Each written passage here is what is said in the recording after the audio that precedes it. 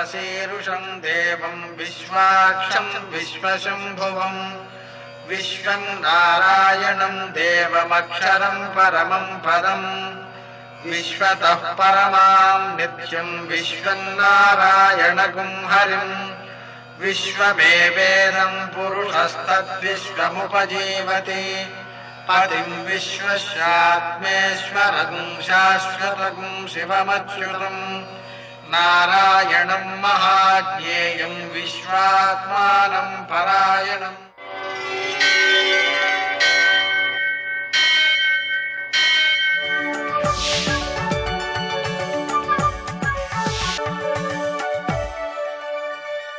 सूर्यशौर्यमथेन्दुरिन्द्रपदवी सन्मङ्गलं मङ्गलम्। मर्कटेश महोत्साह सर्वशोक विनाशना शत्रून् संहर मां रक्ष श्रियंदापय मे प्रभु। నేటి కాలమాన విశేషాలను గమనిద్దాం. స్వస్తి శ్రీ చాంద్రమాన మన్మథనామ సంవత్సరం ఉత్తరాయణం శిశిర ఋతువు ఫాల్గుణ మాసం శుక్లపక్షం మంగళవారం. సూర్యోదయం 6:27 సూర్యాస్తమయం 6:22 తిథి సప్తమి ఉదయం 11:15 వరకు. నక్షత్రం రోహిణి ఉదయం 8:19 వరకు. వర్జం మధ్యాహ్నం 1:48 నుంచి 3:22 వరకు. దుర్ముహూర్తం ఉదయం 8:50 నుంచి 9:35 వరకు. మరల రాత్రి 11:12 నుంచి 12 గంటల వరకు. అమృతకాలం ఉదయం 6:45 వరకు. మరల రాత్రి 11:11 నుంచి 12:45 వరకు. రాహుకాలం మంగళవారం కాబట్టి మధ్యాహ్నం 3 నుంచి 4:30 వరకు. అష్టగౌరు రీత్యా శుభప్రదమైన సమయం ఉదయం 7 గంటలకి. నేటి విశేషం మంగళవారం. అలాగే ద్విపుష్కర యోగం కూడా ఉంది. ఈ ద్విపుష్కర యోగం ఉదయం 8:19 నుంచి 11:15 వరకు ఉంది. ఆ కారణంగా ఆ సమయంలో మనం మరల చేయదగిన దాన ధర్మ పూజ ఆహార స్వీకరణ మైత్రీభావ మొదలైనటువంటి వాటిని అన్నిటినీ కూడా ఆచరణలో పెట్టవచ్చు. విశేషించి మంగళవారం కాబట్టి అప్పు తీర్చడం చాలా మంచిది. ఆ తీర్చడం కూడా ఈ ద్విపుష్కర సమయం దాటిన తర్వాత తీర్చడం మంచిది. ఆ విధంగా మంగళవారం అప్పు తీర్చడం వల్ల తొందరగా అప్పులు తీరుతాయి. అదేవిధంగా నృసింహస్వామి ఉపాసన, ఆయనకు సంబంధించినటువంటి స్తోత్రం రుణహర నృసింహ స్తోత్రం, అలాగే రుణహర గణేశ స్తోత్రం, అలాగే రుణహర అంగారక స్తోత్రం, ఇవన్నీ చేసుకోవడం మంచిది. విశేషించి విజయం సిద్ధించడం కోసం ఆంజనేయ స్వామిని ఆరాధించడం, పూజించడం, అప్పాలను నివేదన చేయడం మొదలైన కార్యక్రమాలు సత్ఫలితాలను ఇస్తాయి. హనుమాన్ చాలీసా పారాయణ చేసుకోవడం విజయానికి సంకేతంగా విజయసిద్ధి కలిగించేదిగా ఉపకరిస్తుంది.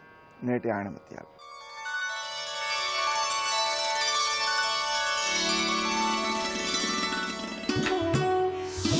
ప్రతి మనిషి ఎదుర్కొనే అతిపెద్ద కష్టం జీవితం అనుకున్నట్టు ఉండకపోవడమే. ఏదో ఒకటి నిరంతరం అనుకోకుండా ఉంటే ఆ కష్టమే ఉండదు కదా.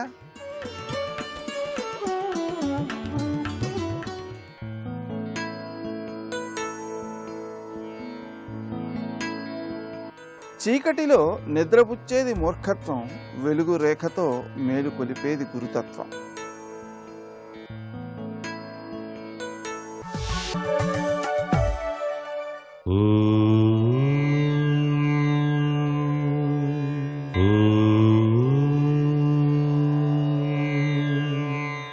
ఓం నమో నారాయణాయ.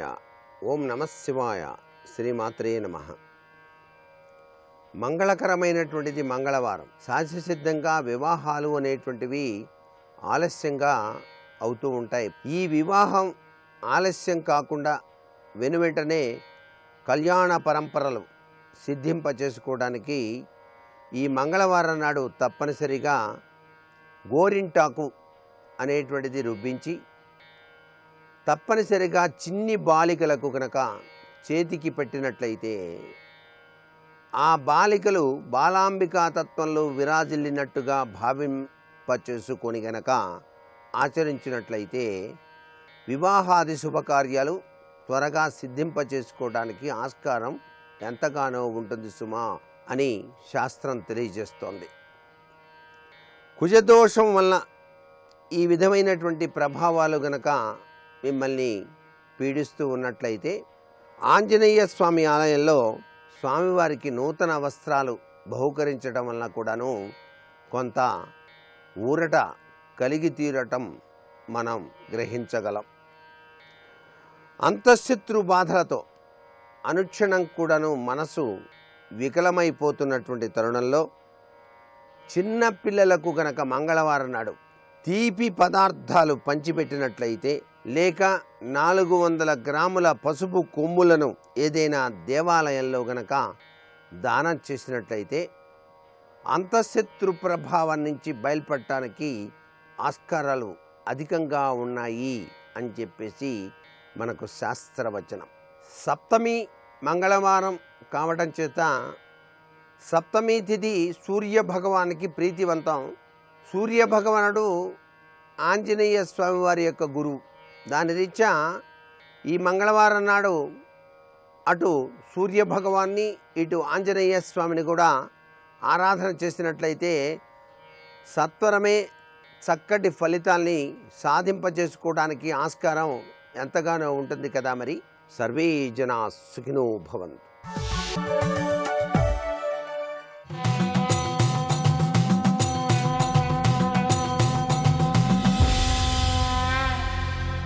శతక సాహితీ సరస్వతికి నమస్కారం. కడలి మధించునాడు హరి కచ్చపమై గిరిమ్రోచు వేగునన్ చిడిముడి చెందునన్న భ్రమచే ఒక కచ్చపి రూపమిచ్చి ఆ కడకు విపంచి పంపితివో గాన సుధాలహరి ప్రసన్నతన్ బడలిక తీర కచ్చపి విపంచికి నామముగల్గ భారతీ. ఓ సరస్వతీదేవి, నువ్వు ఎంత లోక కళ్యాణమును గురించి ఆలోచిస్తావంటే అది ఎవరూ ఊహించలేరు. పాలసముద్రం చిలుకుతున్నప్పుడు మందర పర్వతం క్రిందకు పడిపోతున్నది. ఆ సందర్భంలో శ్రీ మహావిష్ణువు ఒక తాబేలై ఆ మందరగిరి పర్వతం క్రిందకు వెళ్ళి తన వీపు పైన మోపి ఆ పర్వతాన్ని మళ్ళీ పైకి తీసుకుని వచ్చి వారు ఆ మందరగిరితో పాలసముద్రం చిలికేందుకు అనువుగా అలా నిలబడి ఉన్నాడు సముద్ర గర్భంలో. ఈ పర్వతాన్ని చిలకటం వల్ల ఆయనకు ఆ బరువుకు చెదురుబాటు కలిగి కొంత వ్యధ కలుగుతుంది.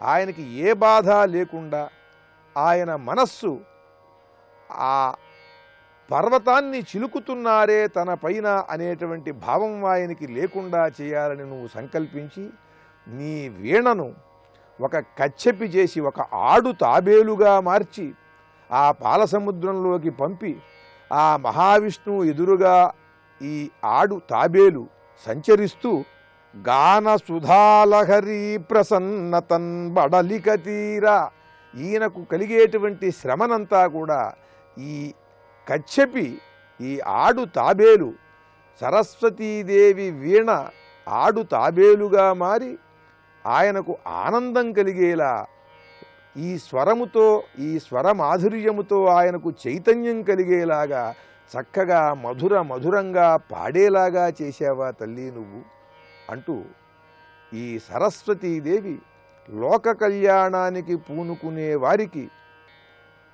ఆవిడ్ని అడగకుండానే ఆవిడ వారి సామర్థ్యాన్ని త్యాగాన్ని గమనించి వారికి తగిన శక్తిని ప్రసాదిస్తుంది.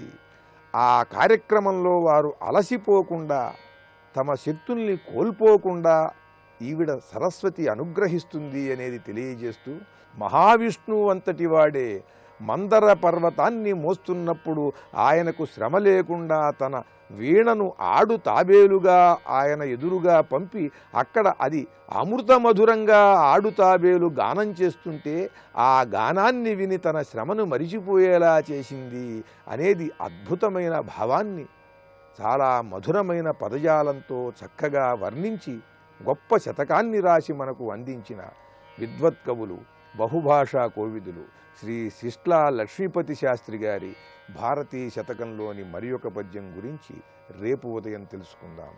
ఓం శ్రీ మహాసరస్వత్యై నమః. స్వాగతం సకలలో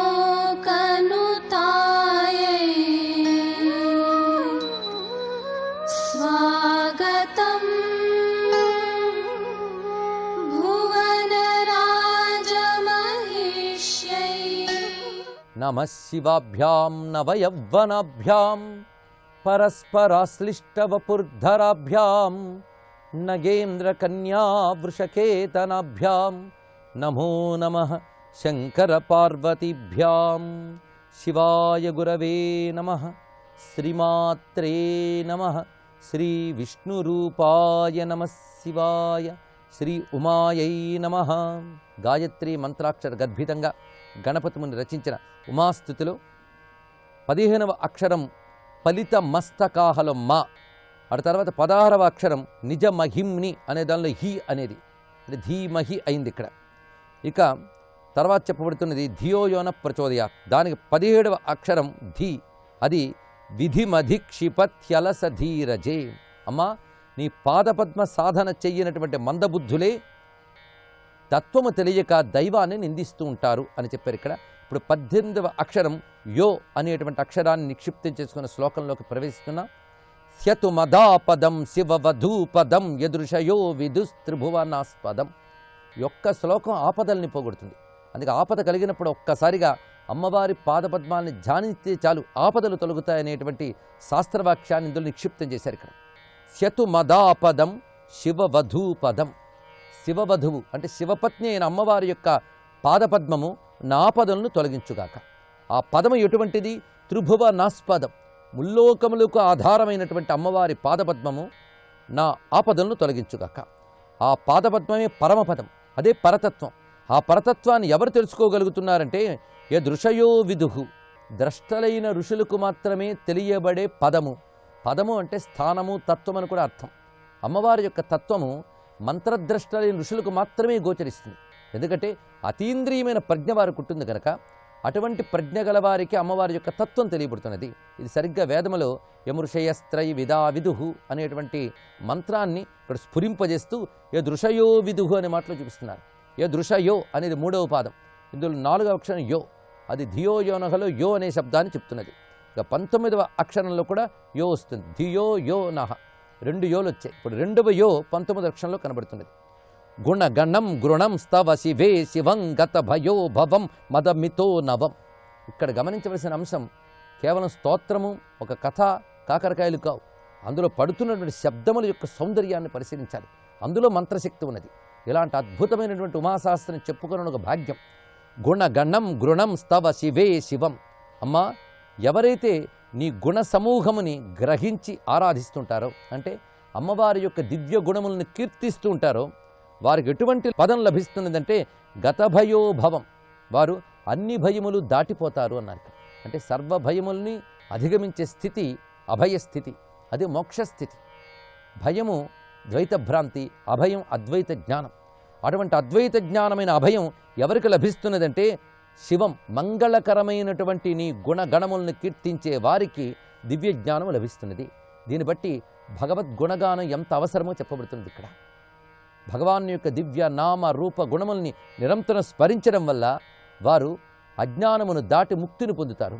అందుకు ముక్తినివ్వగలిగేటువంటి జ్ఞానము భగవద్గుణగానం వల్ల లభిస్తున్నది అని చెప్తూ, అలాంటి దివ్యమైనటువంటి గుణమును గానం చేస్తూ నేను ఏ భయము లేని స్థితికి చేరుకున్నాను అని ఇక్కడ ఆనందాన్ని చెప్తున్నారు ఇక్కడ. అంతేకాదు మదమితో నవం, నాకు నవమైన మదము కలుగుతున్నది. మదము అంటే ఆనంద పారవశ్యము. అమ్మవారి గుణగానం చేయడం వల్ల 2 ప్రయోజనాలు. ఒకటి, ఆ తల్లిని తలంచుకున్న, ఆ తల్లి గుణములను కీర్తిస్తున్న ఒక అనిర్వచనీయమైన ఆనందం కలుగుతుంది. ఆ ఆనందం ముందుగా కలిగే అనుభూతి, అటు తర్వాత లభిస్తున్నది మోక్షం. అందుకే గానం చేస్తున్న కాలంలో ఆనందము, ఆ గాన ఫలంగా మోక్షానందము కూడా అమ్మవారి భక్తులకు లభిస్తున్నది. భక్తి వల్ల కలిగే ఆనందం అంత గొప్పది. దీన్నే నిజ భజనానంద అంటారు త్యాగయ్య. భగవంతుడిని భజించినప్పుడు వచ్చే ఆనందం చాలా దివ్యమైనది. ఆ స్థితి ఎలాంటిదంటే ప్రేమ ముప్పిరిగొను వేళ నామము పలికేవారు ఎందరో మహానుభావులని చెప్పినట్లుగా ఆ దివ్య గుణముల్ని గానం చేయడం వల్ల ఒళ్ళు పులకించి, కనులు చెమరించి, గొంతు బొంగురుపోయి పొందే ఆనంద పారవశ్యాన్ని ఇక్కడ చెప్తున్నారు. అదే మదమితో నవం గతభయో భవం. అటువంటి ఆనంద పారవశ్యాన్ని పొందుతాను, భయములన్నీ దాటిపోతాను అని చెప్తున్నారు. అటువంటి స్థితి అమ్మవారి దివ్య గణములను స్తుతించడం వల్ల లభిస్తున్నది. ఆ గుణగానమే మొత్తం ఉమాశాస్త్రం కూడా. దీని ఫలము ఆనందము, అభయం. తవ కృపావసాత్తదిదమవ్యయే జనని నప్లుతిస్తవ యదంఘ్రయే. సాధనాపరమైన అద్భుతమైన రహస్యాలు ఈ శ్లోక రాశిలో ఉంది. అందుకే పారాయణ చేసుకోవలసిన గ్రంథం ఉమాశాస్త్రం అని చెప్తున్నారు. ఇది సామాన్యమైన అంశం కాదు ఇక్కడ చెప్తున్నది. అమ్మా, నీ పాదాలని పొందాలని సాధన చేసినప్పటికీ అది నీ అనుగ్రహం లేనిదే జరగదు అన్నారు ఇక్కడ. అమ్మవారి పాదపద్మాలను ఆశ్రయిస్తే కైవల్యం లభిస్తుంది నిజమే, కానీ పాదపద్మాలను ఆశ్రయించడం అంత తేలిక కాదు. సృష్టిలో కోట్ల మంది మనుషులు ఉన్నారు. ఎంతమందికి ఆ తల్లి పాదపద్మాలు పట్టుకోవాలని బుద్ధి పుట్టింది? ఆ బుద్ధి పుట్టిన వారిలో ఎంతమంది ప్రయత్నం చేయగలుగుతున్నారు, సాధన సఫలీకృతం చేసుకోగలుగుతున్నారు? అందుకే పులుతి అనే శబ్దం వేశారు. పులుతి అంటే గెంతు అని అర్థం. అంటే ఉన్న స్థితి కంటే ఉన్నత స్థితికి వెళ్ళడానికి చేసే ప్రయత్నాన్ని గెంతు అంటారు. ఈ కొమ్మ మించి ఆ కొమ్మ మించి గెంతినట్లు. అదేవిధంగా అమ్మ పాదపద్మాలను అందుకోవడానికి వేసే గంతులే సాధన. ఇది తెలుసుకోవాలి ఇక్కడ. అంటే ఆ స్థితికి పొందడానికి మనం చేస్తున్న ప్రయత్నం, ఆ ప్రయత్నం సఫలీకృతం కావాలి అంటే తవ కృపావసాత్, నీ దయ ఉండాలి తల్లి. అంటే సాధనాపరమైన అహంకారం కూడా ఇక్కడ పోతుంది. ఇక్కడ నేను సాధించి అమ్మవారి పాదపద్మాలను పట్టుకున్నాను అనడానికి కూడా లేదు. సాధన చేయాలన్నా తల్లి యొక్క కృప ఉండాలి. ఒక పూజ చేసామంటే అమ్మ దయ ఉంది, ఒక మంత్రజపం చేసామంటే అమ్మ దయ ఉంది అని అర్థం. ఆ దయ లేకపోతే అసలు మాల పట్టుకోలేం, పువ్వు పట్టుకోలేం. అందుకే సాధనకు కూడా అమ్మ దయ ఉండాలి అనే విషయాన్ని ఇక్కడ చెప్తున్నారు. దాన్ని బట్టి నేను సాధన చేసేనని అహంకారం తొలగిపోతున్నది. పరిపూర్ణమైనటువంటి అమ్మ పాదాలపై శరణాగతే లభిస్తున్నది ఇక్కడ. తవ కృపావసాత్తదిదమవ్యయే జనని నప్లుతిస్తవ యదంగ్రయే. ఇక్కడ ధియోయో నహ అనే నహ అనే శబ్దము 3వ పాదంలో, జనని నప్లుతి అనే 4వ అక్షరంలో నహ అనే శబ్దంలో చెప్పబడుతున్నది. ఇక 21వ అక్షరం నయన దృశ్యయో రయ యదంతరం తదమరస్తుతే తవ వపుపరం. ఇది చాలా విశేషమైన జ్ఞానాన్ని ఇక్కడ నిక్షిప్తం చేస్తున్నారు. నిజానికి ఒక్క స్తబకాన్ని ఒక పరిపూర్ణంగా రచించారు. ఏ స్తబకానికి ఆ స్తబకం అలా ఉన్నప్పటికీ వేదమాత అయిన గాయత్రీ మంత్రములతో నిబద్ధం చేసినటువంటి స్తబకం గనక దీనిలో అత్యద్భుతమైన క్రమం కనబడుతున్నది. ఇక్కడ బ్రహ్మజ్ఞానం అంటే ఏంటో చెప్తున్నారు. నయన దృశ్యయోహో యదంతరం తత్ తవ వపుహు పరం. అసలు పరమాత్మ అంటే ఏమిటో ఇక్కడ చెప్పబడుతుంది. ఇక్కడ నయన దృశ్యయోహో అంటే చూడబడేది, చూసేది అని రెండున్నాయి.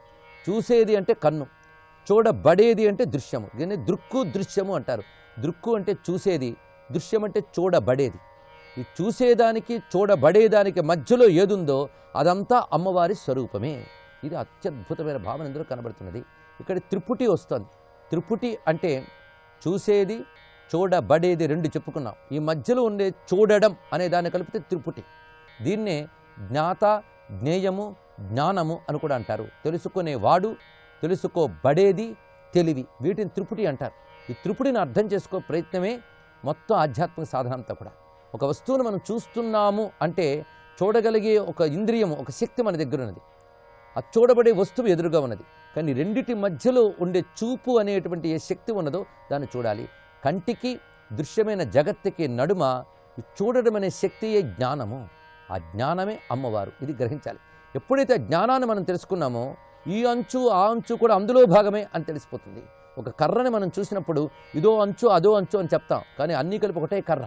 అది తెలియక ఈ అంచు ఆ అంచు అన్నట్లుగానే ఒకటే జ్ఞానం. ఆ జ్ఞానమే ఇక్కడ దృక్కుగా అక్కడ దృశ్యముగా కనబడుతున్నది. అది తెలుసుకుని దృక్కు దృశ్యము జ్ఞానంలో ఐక్యమైపోవాలి. అది త్రిపుటి ఏకత్వము. త్రిపుటి వేరువేరుగా ఉన్నంతకాలం సుఖదుఖాలు తప్పవు. నేను ఫలానా సుఖాన్ని అనుభవిస్తున్నాను అంటే అనుభవిస్తున్న నేను, అనుభవించబడే సుఖమో దుఃఖమో ఒక వస్తువు. ఈ నడుములో అనుభవానికి కావలసిన జ్ఞానం ఒకటి ఉన్నది. ఆ జ్ఞానంలో ఈ రెండూ లీనమైపోతే చూసేవాడు, చూడబడేది అనే రెండు వస్తువుల్లో రెండు జ్ఞానం అయిపోతాయి. అదే త్రిపుటి ఏకత్వం. అదే వేదాంతం చెప్తున్న అద్వైత స్థితి. అదే మోక్షస్థితి. ఆ జ్ఞానమే అసలైన భగవత్ స్వరూపం. ఎందుకంటే నేను చూస్తున్నాను అంటే చూడగలిగే చిద్రూపం లోపలుంది. ఆ చిద్రూపం వల్లనే చూడగలుగుతున్నావు. ఎదురు దృశ్యం లేకపోయినా నువ్వు కళ్ళు మూసుకున్న చిద్రూపం లోపలే ఉంటుంది. అందుకే నయన దృశ్యయోహో అయి యదంతరం. అయి అంటే ఓ అమ్మా, నయన అంటే దృక్కునకు, దృశ్యయోహో దృశ్యానికి నడుమ ఏదైతే ఉన్నదో అది నీ స్వరూపము. అంటే కేవల అచిద్రూపమైనటువంటి బ్రహ్మజ్ఞానమే అమ్మవారి యొక్క రూపము అంటూ ఉపనిషత్ ప్రతిపాద్యమైన తత్వాన్ని ప్రస్తావన చేస్తున్నారు. అసలు ఉమా అంటేనే ఉపనిషత్ ప్రతిపాద్య దేవత. ఉపనిషత్తుల్లో చెప్పబడుతున్న అమ్మవారి నామం ఉమా. కనుక ఉమాశాస్త్రాన్ని చెప్పడంలోనే వేల కొలది ఉపనిషద్ వాక్యాలు దొంతరులై 1000 శ్లోకాలుగా మనకు కనబడుతున్నది. ఇక్కడ అమరస్తుతే అని మాట వేశారు. ఇక్కడ దేవతల చేత స్తుతింపబడుతున్న ఓ తల్లి, నువ్వు దృక్కుకి దృశ్యానికి నడుమ ఉన్నటువంటి జ్ఞానస్వరూపిణివి అని ఆ త్రిపుటి ఏకత్వంలో కలిగే ఆనందం పేరే త్రిపుర సుందరి. ఇది తెలుసుకోవాల్సినది.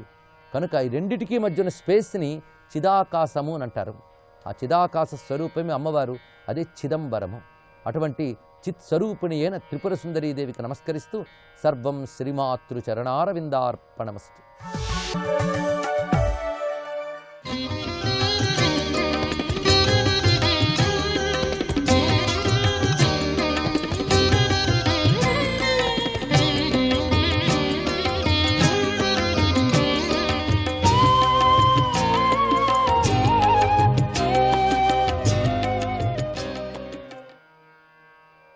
శ్రీ మహాగణపతే నమ, శ్రీ సరస్వత్యే నమ, శ్రీపాదవల్లభ నరసింహ సరస్వతి, శ్రీ గురు దత్తాత్రేయాయ నమ. శ్రీహరి కృష్ణ. హయగ్రీవ అవతారం. ఓ నారద, నేను సత్రయాగం చేస్తూ ఉండగా ఆ యజ్ఞాలతో ఆరాధింపబడే పరమాత్మ వేదాలు, యజ్ఞాలు మరియు సకల దేవతలు అనే రూపంలో ప్రకటమయ్యాడు. బంగారు రంగులో మెరిసిపోతున్న ఆ శ్రీహరి హయగ్రీవ రూపంలో అవతరించాడు. ఆ రూపంలో ఆయన గాలిని పీలుస్తూ ఉండగా ఆయన ముక్కు రంధ్రాల నుండి గొప్ప వేదవాక్కులు ప్రకటమయ్యాయి. ఇక మత్స్యావతారం. చాక్షుష మన్వంతరం పూర్తి అయ్యి జగత్తంతా ప్రళయజలంలో మునిగిపోతూ ఉండగా శ్రీహరి మత్స్యావతారాన్ని ధరించాడు. ఆయనను వైవస్వత మనువు ఆశ్రయించాడు. ఆ మత్స్య పడవ రూపంలో ఉన్న భూమిని నిలబెట్టి సకల జీవులను ప్రాణదానం చేసింది. బ్రహ్మనైన నా ముఖం నుండి జారిపోయిన వేదాలను తిరిగి తీసుకువచ్చి నాకిచ్చి మహాభయంకరమైన ఆ ప్రళయ జలంలో ఆ మత్స్యమూర్తి విహరించాడు. ఇక కూర్మావతారం. అమృతాన్ని పొందాలనే కోరికతో దేవతలు కలిసి మందర పర్వతంలో దేవతలు దానవులు అని చెప్తారే, అంటే దేవదానవులు కలిసి మందర పర్వతాన్ని తీసుకొచ్చారు. మందర పర్వతం అనేది మామూలుగా కథ మీరు విన్నారు కదా, అది ఒక్కపారి జ్ఞాపకం చేసుకోండి. మందర పర్వతంతో పాల సముద్రాన్ని మతించి సాగారు. అప్పుడు ఆ పర్వతం మునిగిపోతూ ఉండగా ఆదిదేవుడైన శ్రీహరి కూర్మ రూపాన్ని ధరించి తన వీపుపై ఆ పర్వతాన్ని నిలబెట్టి మోశాడు. దేవదానవులు ఆ పర్వతాన్ని అటు ఇటు తిప్పగా గొప్ప రాపిడి కలిగింది. దానితో ఆయనకు వీపు మీద దురద తొలగిపోయి కొద్దిసేపు సుఖంగా నిద్రించే అవకాశం లభించింది. నరసింహావతారం. దేవతలకు వచ్చిన మహాభయాన్ని పోగొట్టే ఆ శ్రీహరి సుడులు తిరుగుతున్న కనుబొమ్మలతోనూ కోరలతోనూ రాక్షసులకు, దేవతలకు కూడా భయాన్ని కలిగించే ముఖం కల నరసింహ అవతారాన్ని ధరించాడు. అట్టహాసం చేస్తూ గదను పట్టుకొని తన మీదకు దూకబోయినటువంటి రాక్షస రాజైన హిరణ్యకశిపుడిని పట్టుకొని తొడపై వేసుకొని గోళ్లతో వాడిని చీల్చివేశాడు. గజేంద్ర రక్షక శ్రీహరి అవతారం. గొప్ప బలం కల మొసలి సరోవరం మధ్యలో గజేంద్రుడి కాలుబట్టి లాగసాగింది. అప్పుడు ఆ గజేంద్రుడు ఆ దుఃఖాన్ని భరించలేక తొండంతో పద్మాన్ని పట్టుకొని, ఓ ఆదిపురుష, సర్వ జగన్నాథ, నీ కీర్తి జీవులను పవిత్రులను చేస్తుంది కదా, నీ నామం విన్నంత మాత్రాన జీవులకు మంగళాలు కలుగుతాయి కదా అని స్తుతించి ప్రార్థించాడు. అప్పుడు ఇంద్రియాలకు బుద్ధికి గోచరం కానివాడు, సుదర్శన చక్రాన్ని పట్టినవాడైనటువంటి శ్రీహరి తనను శరణు వేడిన ఆ గజేంద్రుని ప్రార్థనను విని దయతో కరిగిపోయాడు. పక్షిరాజైన గరుత్మంతుణ్ణి అధిష్ఠించి ఆ గజేంద్రుడి తొండాన్ని పట్టుకొని పైకి లాగి చక్రంతో మొసలి నోటిని చీల్చివేసి గజేంద్రుడి పాదాన్ని విడిపించి అతన్ని ఒడ్డుకు చేర్చి రక్షించాడు. ఇక వామనావతారం. యజ్ఞాలకు ప్రభువైన శ్రీహరి అదితి కశ్యపులకు పుత్రుడై అవతరించాడు. ఆ వామనుడు అతిథి పుత్రులందరిలో చిన్నవాడే అయినా గుణాలలో గొప్పవాడు. ఆయన బలిచక్రవర్తి చేస్తున్న యజ్ఞానికి వెళ్ళి 3 అడుగుల భూమిని ఆ చక్రవర్తి నుండి దానంగా పొందాడు. అలా బలిచక్రవర్తిని మాట ఇచ్చిన వెంటనే వామనుడు తన 3 అడుగులతో ముల్లోకాలను కొలిచి ఆ నెపంతో బలి యొక్క రాజ్యాన్ని తన వశం చేసుకున్నాడు. వామనుడు ఇలా చేయటంతో గొప్ప ఉపదేశం ఇమిడి ఉంది. సన్మార్గంలో నడిచే వ్యక్తిని యాచించకుండా తన స్థానం నుండి కదల్చటం అనేది ఎంతటి సమర్థులకైనా సాధ్యం కాదు అని గ్రహించాలి. ఓ నారదా, విశాలమైన అడుగులు గల వామనుని యొక్క పాదాలను కడిగి బలిచక్రవర్తి ఆ నీటిని ఆదరంగా శిరస్సుపై చల్లుకున్నాడు. దానితో బలిచక్రవర్తికి ఇంద్ర పదవి కూడా అల్పంగానే తోచింది. ఆ బలిచక్రవర్తి 3 అడుగులు ఇస్తానని మాట ఇవ్వగానే గురువైన శుక్రాచార్యుడు అడ్డు తగిలాడు. మాట తప్పవచ్చు, పర్వాలేదని వ్యతిరేకంగా ప్రేరేపించాలని చూశాడు. అందుకు బలిచక్రవర్తి ఇష్టపడలేదు. ఆ బలి శిరస్సును వంచి శ్రీహరి యొక్క 3వ అడుగు తన దేహాన్ని సమర్పించి మహాత్ముడయ్యాడు కదా. ఇక హంస అవతారం. ఓ నారద, భగవంతుడైన ఆ శ్రీహరి నీ యొక్క గొప్ప భక్తికి మెచ్చినవాడై హంస రూపంలో అవతరించాడు. నీకు భక్తి యోగాన్ని, ఆత్మస్వరూపాన్ని తెలిపే జ్ఞాన సాధనమైన భాగవత ధర్మాన్ని చక్కగా బోధించాడు. ఆ వాసుదేవుని శరణు పొందిన భక్తులు భాగవత ధర్మాన్ని సులభంగా తెలుసుకుంటారు. మను అవతారం. శ్రీహరి ఆయా మన్వంతరాలలో ఆయా మనువుల రూపంలో అవతరించి మనువంశాన్ని రక్షిస్తూ ఉంటాడు. ఎదుర్కొనలేని తన తేజస్సును సుదర్శన చక్రంలాగా 10 దిక్కుల యందు ప్రసరింపజేసి ప్రాణులను రక్షించి పోషిస్తూ ఉన్నాడు. ఇంతేగాక దుష్టులైన రాక్షసులను శిక్షించి గొప్ప పనులు చేస్తూ తన చక్కని కీర్తిని ముల్లోకాల్లో మాత్రమే కాక వాటికి పైన ఉండే సత్యలోకంలో కూడా వ్యాపింపజేస్తూ ఉన్నాడు. ఇక ధన్వంతరి అవతారం. భగవంతుడైన ఆ శ్రీహరి లోకంలో ధన్వంతరి అయి అవతరించి గొప్ప కీర్తిని పొందాడు. ఆయన పేరును చెప్పుకున్నంత మాత్రానికే జీవుల పెద్ద పెద్ద రోగాలు కూడా శీఘ్రంగా నయమైపోతూ ఉంటాయి. ఆయన దేవతలకు అమృతాన్ని, ముసలితనము, మరణము లేని జీవితాన్ని ఇచ్చి తన నుండి అపహరింపబడినటువంటి యజ్ఞ భాగాలను తిరిగి పొందాడు. ఆ ధన్వంతరి స్వామి లోకానికి ఆయుర్వేదాన్ని బోధించాడు. ఇక పరశురామ అవతారం. ఒకానొక సమయంలో క్షత్రియులు బ్రహ్మద్వేషులై వేద మార్గాన్ని విడిచిపెట్టి నరకంలో పడిపోయారు. ఈ విధంగా దురదృష్టవశాత్ సమాజానికి కంటకాలుగా తయారైన ఆ దుష్ట క్షత్రియులు వినాశాన్ని పొందబోయారు.